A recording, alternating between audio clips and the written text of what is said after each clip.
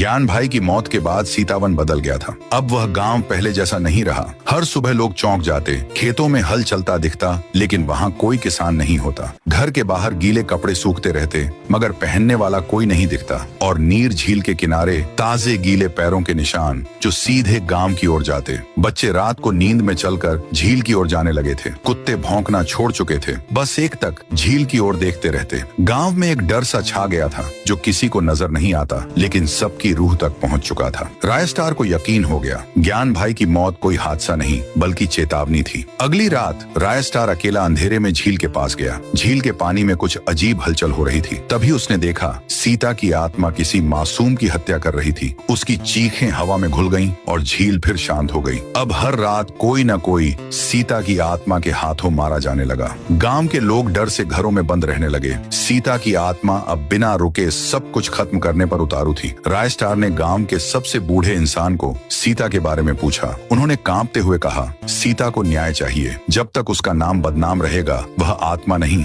आग है। फिर आई पूर्णिमा की रात। रायस्टार फिर गया अकेला नीर झील के पास। नीला कोहरा फैला और झील से निकली सीता की आत्मा। नीली साड़ी, गीले बाल, जलती आंखें और डरावनी मुस्कान। रायस्टार बोला, तुम्हारे साथ अन्याय हुआ मैं जानता हूँ, लेकिन निर्दोषों को मारना क्या सही है? सीता हंसी, मुझे बदला नहीं मुक्ति चाहिए, और तू गांव का हिस्सा नहीं है, इसलिए तुझे छोड़ रही हूँ। ये कहकर वो झील में समा गई। रायस्टार चिल्लाया, सीता, लेकिन झील शांत रही। और फिर हर रात झील एक नई जान मांगती रही। अगले सुबह उसका लाश झील के